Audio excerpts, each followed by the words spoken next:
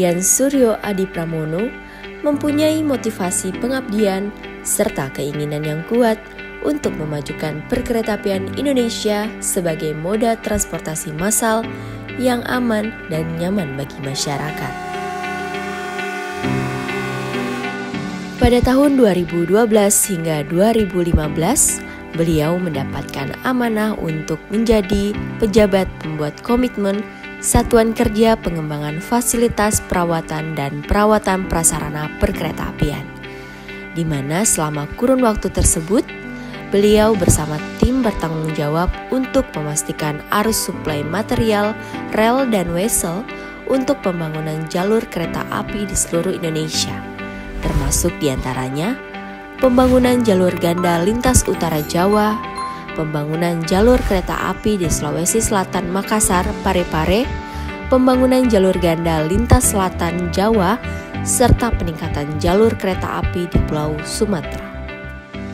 Dalam kurun waktu tersebut, beliau juga berperan sebagai salah satu inisiator terbentuknya Balai Perawatan Perkeretaapian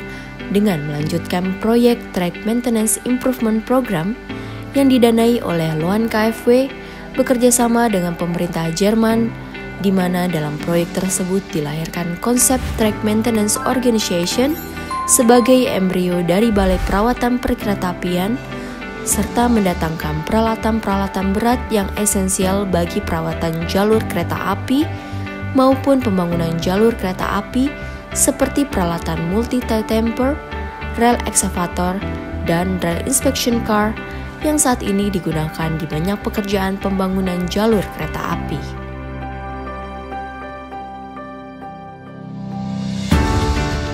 Pada tahun 2015, beliau adalah PPK pertama yang menandatangani kontrak infrastruktur maintenance operation dengan Direktur Utama PT KAI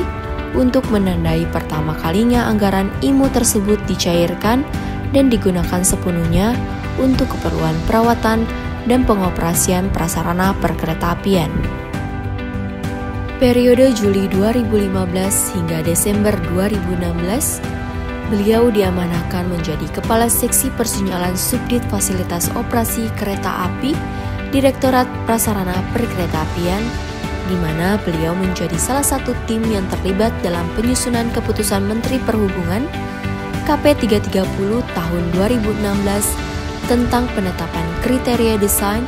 dan spesifikasi teknis pembangunan kereta api ringan di wilayah Sumatera Selatan. KP 567 tahun 2016 tentang penetapan kriteria desain dan spesifikasi teknis pembangunan kereta api ringan di wilayah Jakarta, Bogor, Depok, dan Bekasi. Periode Januari 2017 hingga Desember 2017, beliau diamanahkan untuk menjadi Kepala Seksi Telekomunikasi dan Instalasi Listrik Kereta Api Subdit Fasilitas Operasi Kereta Api, di mana beliau termasuk dalam tim yang menyusun perubahan kriteria desain pada LRT Jabodebek melalui KP 765 tahun 2017. Lalu, beliau juga termasuk dalam tim yang menyusun spesifikasi teknis untuk mendukung pembangunan kereta api cepat Jakarta-Bandung. Beliau juga turut mengusulkan perubahan kriteria dalam elektrifikasi jalur Solo-Yogyakarta yang awalnya direncanakan menggunakan teknologi AC menjadi teknologi DC dengan pertimbangan efisiensi dalam pembiayaan serta kemudahan dalam penyiapan sarana, mengingat bahwa sarana kereta berpenggerak listrik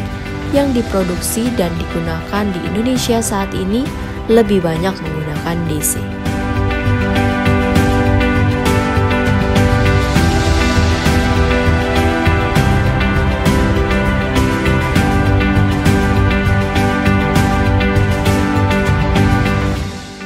Pada Desember tahun 2017,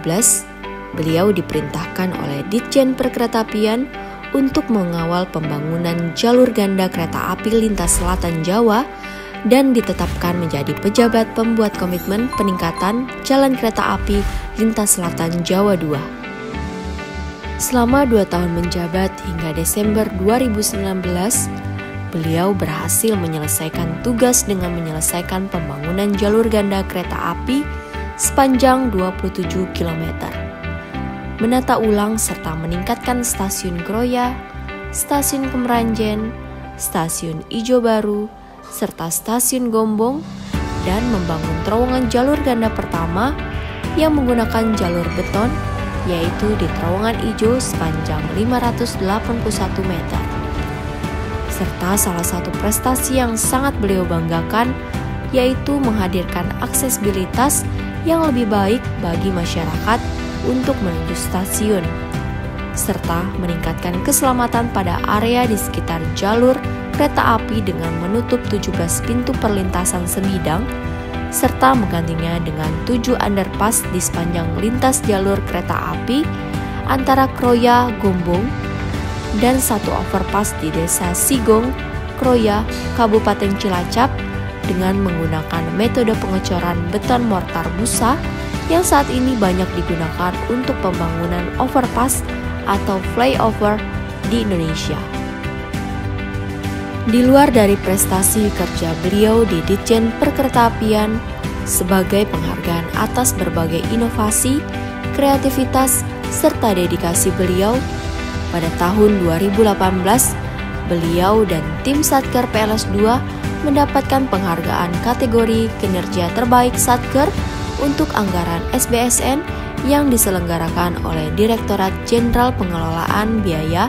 dan Resiko Kementerian Keuangan Republik Indonesia. Tidak hanya itu, tahun 2019 beliau dan tim Humas Satker PLS 2 juga mendapatkan penghargaan kategori Humas Balai paling aktif di lingkungan Ditjen Perkeretaapian yang diselenggarakan oleh Forum PPID Ditjen Perkeretaapian. Dan pada tahun 2019, beliau juga merupakan salah satu kandidat yang diusulkan untuk mendapatkan penghargaan atau apresiasi ASN teladan di lingkungan Direktorat Jenderal Perkeretaapian. Atas keberhasilan beliau dalam menyelesaikan pekerjaan pada Januari 2020 hingga sekarang, beliau mendapatkan amanah untuk melanjutkan proyek strategis nasional dan menjadi PPK Pembangunan Prasarana LRT Jabodebek yang direncanakan dapat dioperasikan pada pertengahan tahun 2022.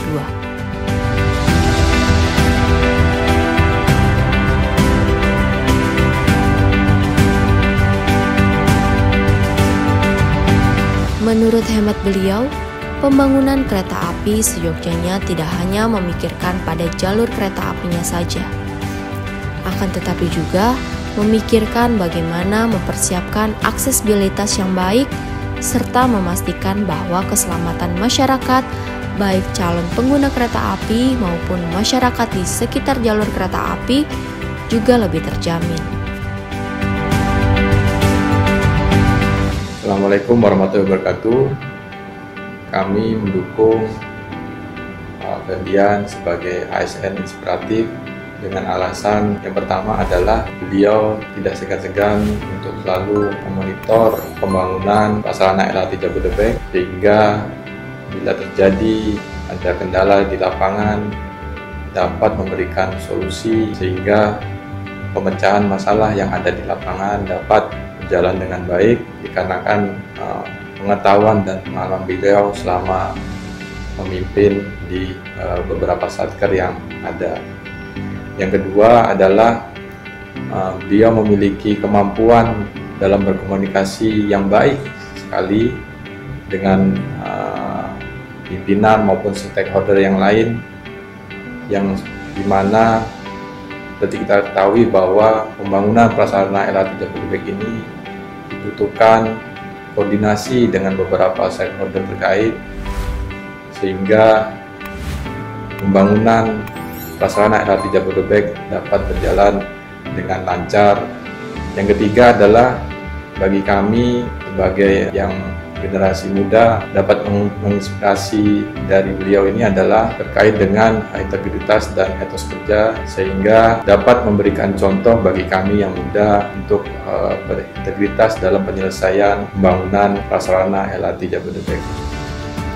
Bagi saya, kepemimpinan Pak Ferdian di Satuan Kerja Pembangunan LRT Jabodebek sangat baik dan menginspirasi. Beliau sosok yang memberikan peluang besar dan juga memberi motivasi kepada kami stafnya untuk mengembangkan diri, skill dan pengetahuan dalam bekerja. Dan juga setiap arahan yang diberikan pada kami mudah dimengerti dan sangat mudah dipahami. Beliau juga tidak segan-segan untuk terjun langsung ke lapangan untuk memecahkan setiap kendala dan masalah yang kami hadapi. Sosok Bapak Ferdian Adi Pramono bagi saya adalah sosok pemimpin yang bisa menjadi ayah bagi kami para stafnya dan juga bisa menjadi teman dan sahabat dalam diskusi dalam pemecahan masalah yang ada di lingkungan kerja. Ada banyak hal dari diri beliau yang saya khususnya dan rekan-rekan dalam Satker Pembangunan LRT Jabodebek menjadikan beliau sebagai sosok inspiratif, yaitu beliau sosok yang tegas namun tetap terarah, beliau sosok yang ramah namun tetap berwibawa, dan beliau memberikan banyak kesempatan bagi kami, para stafnya, untuk berkembang dengan memberikan kepercayaan untuk menyelesaikan permasalahan teknis yang ada di lapangan, sehingga kerja cepat dan tuntas dapat kami bangun dalam lingkungan kerja. Sebagai aparatus sipil negara, mendahulukan kepentingan publik adalah dasar yang beliau pegang teguh. Bersinergi dengan instansi-instansi lain untuk menciptakan pelayanan yang maksimal bagi masyarakat adalah komitmen beliau dalam melayani masyarakat.